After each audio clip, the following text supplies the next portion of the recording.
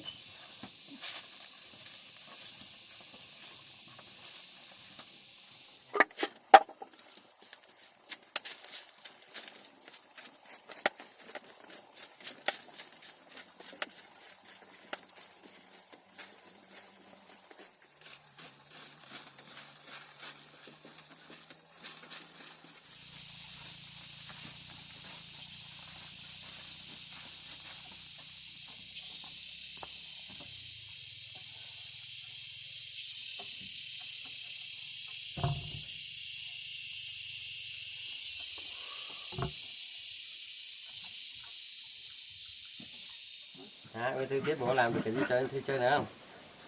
Không biết à? Bố đưa đi xem nhé. Rồi, đi rồi. Đấy, bên tôi xem đây. Cái gì hả? Cái bập bênh.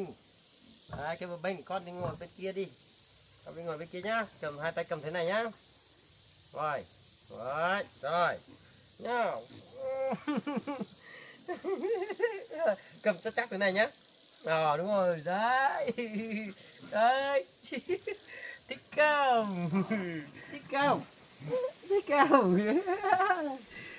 Đấy. Đấy. Rồi, đấy. Giống như cái em bé đi đến trường em bé chơi ấy. Em bé thích không?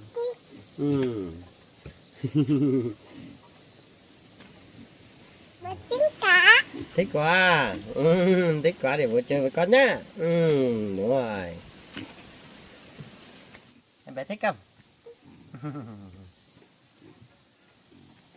Thế thì hôm nào mình đưa các bạn đến chơi với em bé nhỉ? Các bạn của em bé ở lớp ấy. Chắc là các bạn thích lắm đấy nhỉ? Đấy. Thích lắm phải không?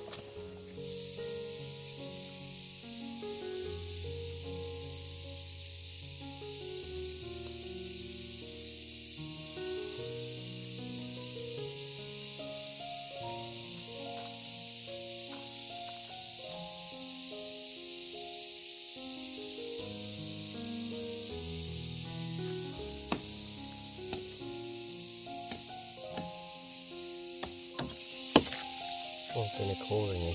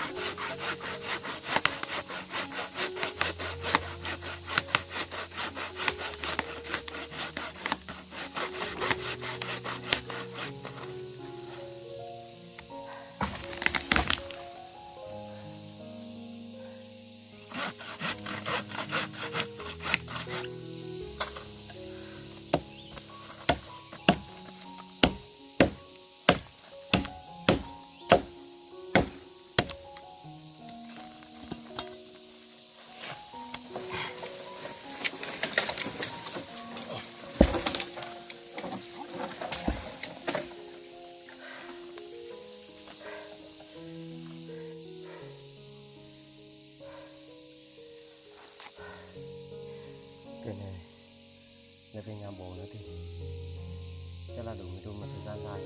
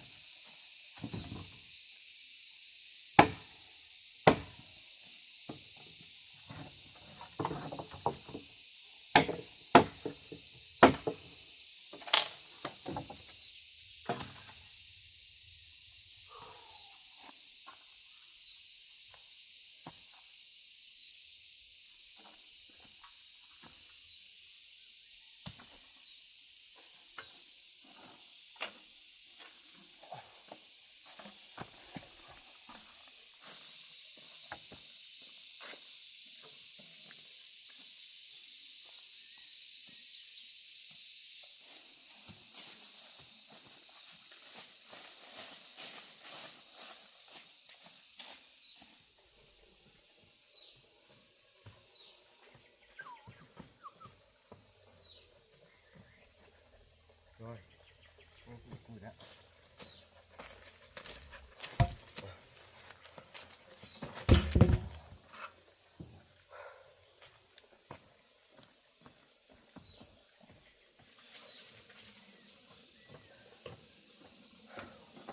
Ôi Duân ơi nóng quá. Ôi khăn nước lắm rồi Duân.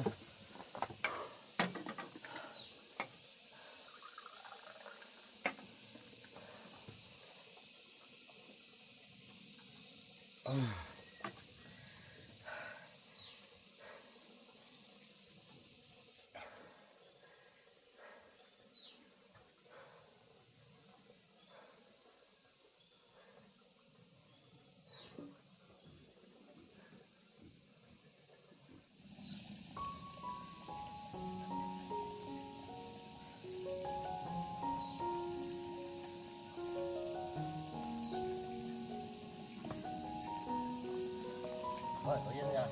Trong nhà đi. Được đi đâu.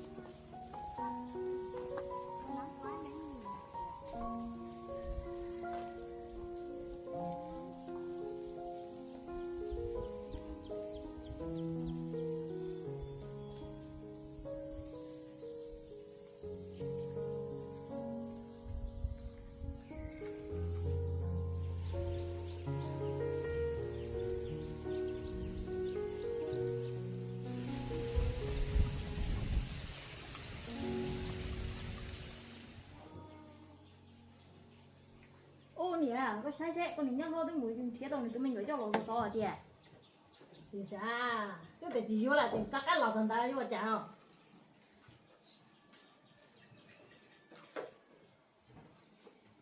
cái hạt tẻ cái chỉ vô này để cắt lò thần ta vô chào à cái mình cho đâu mình thay lò là nè cái mình cho đâu mình thay lò là cái tụi này cắt chạy quá chi mà sao cái hạt cắt thì cũng chỉ vô cả này cái thứ mua nhà cái thứ nhà giàu này cũng chỉ vô cả cái gì chỉ lấy tụt tu chạy quá chi nè có hả chị cái con nè giờ lấy giờ lò của tôi là cái rồi nhá kia tôi mua ấy tụi mình nhỏ xanh từ đó con này giờ các chị nước của lò có yêu chị nước có tụi mình nhỏ tiếp đó thay cái hạt cắt chìm luôn cái chả biết chăm bao nhiêu thì tôiจะเสร็จได้แล้วแล้วกูtôi vô làกูtụi nhà giàu là vô cả Mua chị này cho chị tiền luôn.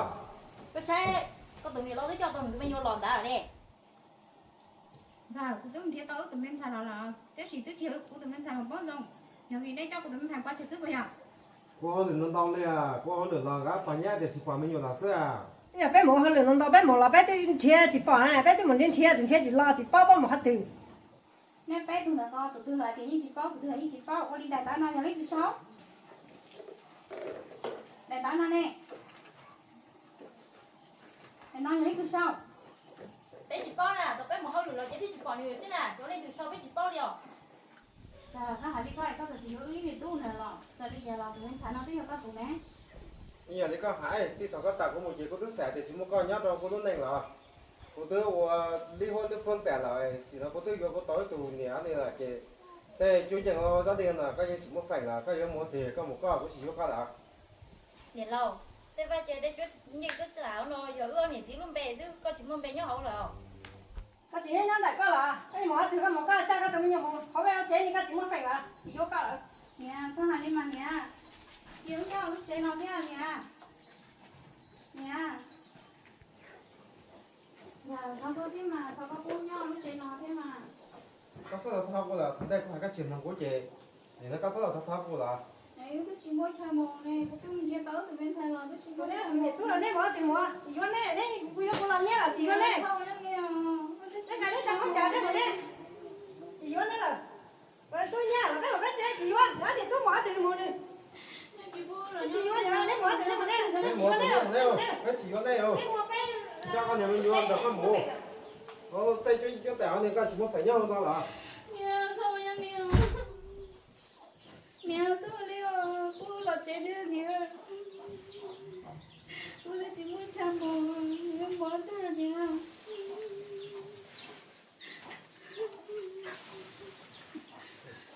mẹ giờ này rồi nó nữa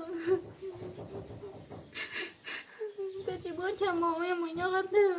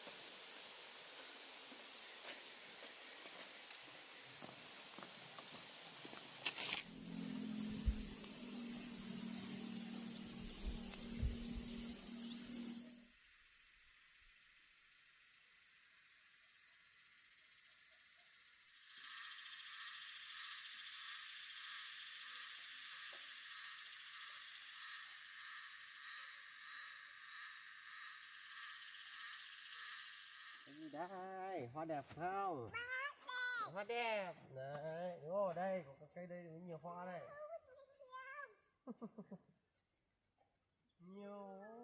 nhiều hoa lắm. Đây, hái một cành cho em bé nhá. Đây, đẹp không? Đây em bé nhìn thấy cái câu nữa. Ô dụ đẹp không? Wow, đẹp luôn. Đây em bé thấy bông hoa đẹp không? Đẹp phải không? Đẹp lắm, sao có quả ăn nữa rồi. Có quả rồi đấy. Em bé xem này. Nhìn nhiều quả đây này. Nhiều quả. Ôi trời ơi. Đẹp luôn. Em bé xem cây này có đẹp không? Đẹp luôn đây. Đấy, ôi cái cao kia kìa. Đây lấy một cành cho em bé cầm chơi nhé, là đi về đó nhá. Này. Trời ơi, đẹp không? Hay là đi chơi một tí? Đi chơi xem một tí nhá. Ô, còn một cây đây nữa nhỉ. Nhiều.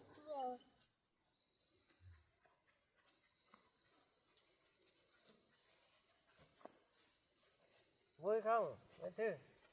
Vui không? Vui.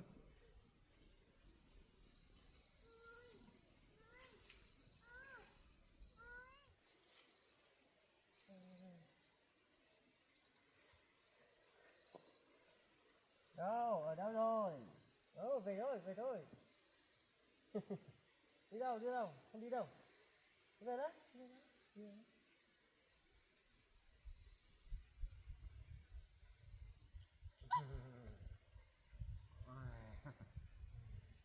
nhiều hoa đúng không? Nhiều hoa, chắc là đi về thôi.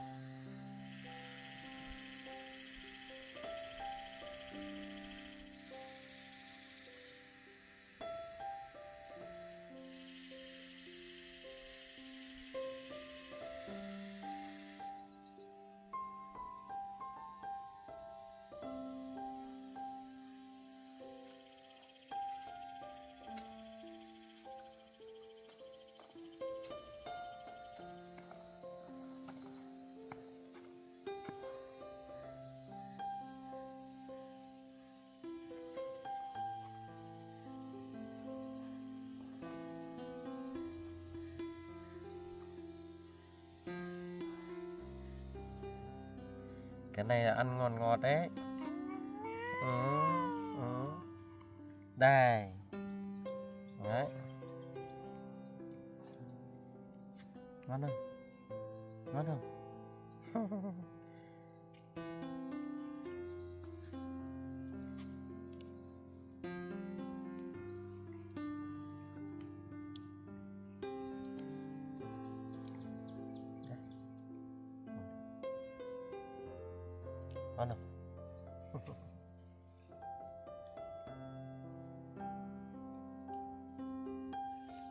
Cái này ngày xưa các chú còn bé, các chú đi chăn bò hay bóc ăn suốt đấy, Nhân Thư ạ.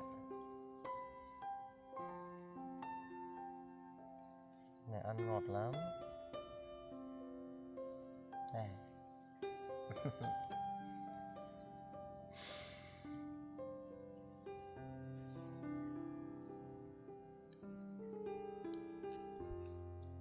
Em bé xem bên kia kìa, bên kia trời mưa rồi đấy. Em bé xem bên kia trời mưa này. Bên kia trời mưa rồi. Sao là mình chơi một lúc nữa mình đi về thôi nhỉ.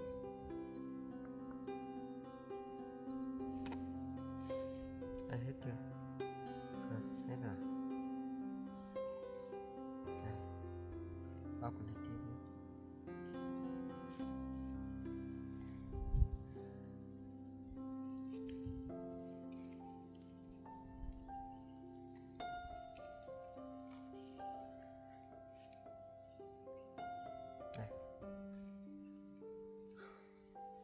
đi về nhà nhỉ.